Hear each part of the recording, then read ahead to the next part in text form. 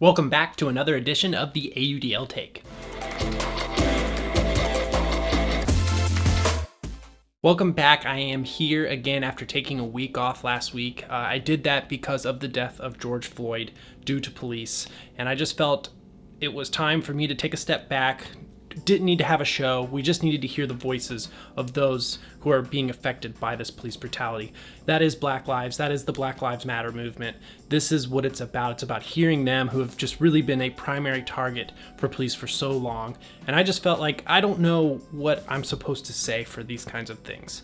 I just felt like with this show, this is the biggest interaction I have with social media and stuff of this nature. I'm not someone who really gets on for my own personal reasons. I was just really blown away with the amount of support that the Ultimate community really brought out. You saw teams, club members from the USAU, you saw players individually stepping up, donating to causes, going out and protesting, and we also saw organizations come together in ways that I think were very powerful in bringing us together and trying to find the right steps forward for all people. We see how this bleeds into our social media. We see how this bleeds into our lives. There's a lot of fights around the edges of this movement, I think, that we all kind of get sucked into. The core message is that there's police brutality in this country. This is something that needs to be addressed. It's ultimately affecting Black lives the most, and that's where we need to start. And I just felt it was my job was to take a break from the show, let that be heard, and when I came back, kind of bring it on in this episode. We needed to talk about it. And I think I really want to bring this, since it's an AUDL show, I wanted to talk about what the AUDL did, and that was a discussion panel, anti-racism, that was put on by a lot of people I have actually had interactions with. Shanique Crawford, Kelvin Williams, people that I have been filming and have had small interactions with throughout my years here in Atlanta. It was good to see Gabe Hernandez, someone who I've watched a lot of film, never had a personal conversation, but he's been just a prolific player in the AUDL and in Ultimate as a whole. Someone who's been speaking out against police brutality for a long time, doing the kneeling that we have seen throughout the country in other sports. Also seen Dylan Larberg on there as well. There was Lexi Garrity, AJ Beard. So it was great to see all of these people, hear their voices, hear what they're seeing from their perspective, and giving people who aren't familiar or can't understand what they're going through, maybe someone like myself, how do I, as someone who doesn't actually a part of these communities, do what's right to support them? Where do I stand? And I think that was something to see with the AUDL discussion panel. They gave you very thoughtful and guided steps of how you can take what you're good at and apply it to help Black lives. Sports is something I've grown up with my entire life, and I want to see people of color, I want to see people of different genders and sexes all coming together to be able to play in this incredible sport, and to see that discussion being kind of laid out in a positive way about bringing people together. I really liked it, and I really encourage everyone to check out the AUDL channel. You can look it up on Facebook, YouTube, Twitter has it as well, but there's the whole video I think is still up. They also did a GoFundMe. It went to the Act Blue charity and Know Your Rights camp, and they actually were able to get all together, raise, a ton of money fast. I think the goal was to get to around $27,000, and the AUDL was going to match it, and it was going to be upwards of $50,000 or so, or 52. And I believe they were able to get their goal within the first day, within 24 hours. It was pretty fast. You can actually still go to the GoFundMe. They're still taking more, even though they've met their goal. They're going to take in as much as they can get. And I really encourage you, if you have whatever you have, even the littlest amount, just go ahead and donate if you really want to be helpful in some way. We have to do something. What is it we do? I don't know. And that's why I'm looking to the people around me. These people are leaders in their communities. They are people who are taking the risks to try to speak out for their fellow people, and I think it's important that we listen. And if you need more guidance and you want to find a way to help, check out these people on Instagram, check these people out on Twitter. They have plenty of resources. There's just so much going on in our world. There's just so beyond anything that anyone's ever experienced. I just hope that through all of this, we can unite and be better people and be more together. And hopefully we don't ever have to have anything like this, especially in police brutality. Nobody should be dying for anything. Nothing. A cop should not be killing anyone. And I think it's very important too. We need to focus on Black lives first.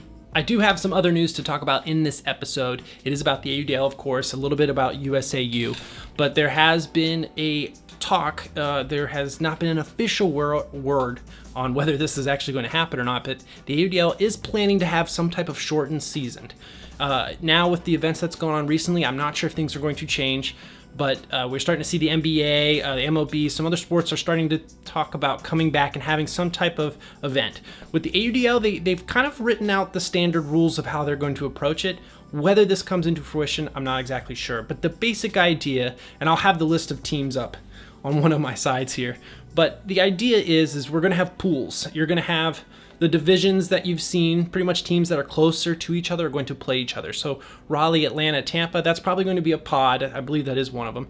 And they're all going to play each other twice, kind of like a little mini season. And whoever the best team is out of that pod is going to play another pod. So you're going to see divisions split up. And basically the best teams out of each pod will then play within their division of sorts. And the winner of that then will go and compete whatever championship weekend will be this year.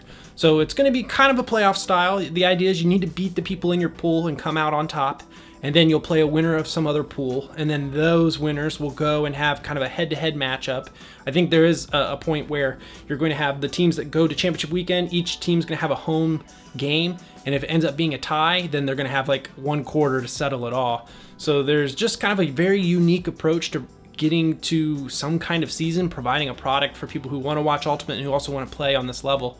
And so I do like the structure. I think the structure is great because you can do it in a short amount of time, and you're still getting a little bit of everything as far as teams are playing the teams they would normally play anyways. But you're just getting that the games are going to be more important than ever, because now it's not this long season. It's just can you win your pool? Getting out of your pool is going to be the most important, and then it's just like one long tournament. This is nothing new to Ultimate players. They're used to this kind of pool play that goes into brackets and you go into championship weekend or that championship game at the end of the weekend. So this isn't anything drastically different for Ultimate players. They're kind of going back more to what they're used to. But I think for the AUDL, I think it's a great experiment. I don't think this is something they're looking to do in the future, but allowing some kind of 2020 season to go on, I think is what the players want, what definitely the people who run the teams want. And I think a lot of fans out there, we want to see sports again, and I think we're missing that. The idea is coming together under this team and enjoying an event, enjoying a sport that you love, and watching pure competition go at it. I think people are ready to see stuff like that again. I think the AUDL wants to be one of those teams that come back. This is where we get into the controversy of it all, though. There still is that idea, should we be exposing ourselves with, the bug still going around? Is it really wise to kind of force something on it? I don't think this is just to make money. I think the idea is the AUDL just wants to keep a continuity of there is still an AUDL season. We're like any other sport. We're going to put on an event because that's what the people expect. Coming back, if they think the players themselves want to play, that's what's to me the most important thing. I think if every player, if everybody agrees that they're going to go play and compete, and they feel that they aren't going to put anyone else in risk as well, that is up to the players and the organizers themselves. The idea is, I think it's okay for the AUDL to come back together as long as everybody who's playing is aware of the risks and want to do it. And we saw now with USAU, they've decided to not have a season at all. And I think there's a lot of reasons I agree with that, because why put so much pressure? Why, with all the moving parts that the USAU has to deal with? I mean, you're not just dealing with a few teams in the AUDL with USAU. You're dealing with so many clubs, varying tournaments. If you start okaying this one, well, then what kind of stuff's going to be happening that you don't have as much control over? I think as a fan, I want to see sports back. In general, I want to be able to watch basketball again. I think there are so many of celebrities and people we enjoy watching that have become celebrities because of their talent. We're kind of taking that from them, that platform that they've used, and I would like sports to be able to come back. How it comes back, I don't know what the right approach is, and I think the AUDL is going to have to take a risk and say, listen, we want to get back in there. This is when our season's going on. We still want to put on an event for people like our advertisers and fans as well. So this is a big moment. I'm hoping that everything goes well for the AUDL. I'm hoping that July 3rd was kind of the guesstimate whether they come back. I doubt it'll be exactly that weekend. But if they do come back, I hope people tune in. I hope there's some games that could be aired on FS2. I hope everything goes smoothly. And honestly, I hope that everyone's been safe over this past week. I hope that you've been standing up for what you believe in, but also protecting those around you and making sure that everybody comes home safe. It's been a wild week. I wanted to get this show out there because I wanted to kind of get things rolling again with the AUDL take. This has been a passion project of mine, and now with my son being born, it's kind of fun to watch him grow up, and I want him to see what it's like to do the things that I do here with film, and I'm excited for his life. I'm excited for us to all kind of move forward and get through what we're going through right now and come closer together. But Lots of stuff going on this week, and I just want to thank you all for tuning in. I hope I get to see you next week. Thanks again for watching the AUDL Take. I will see you all next time.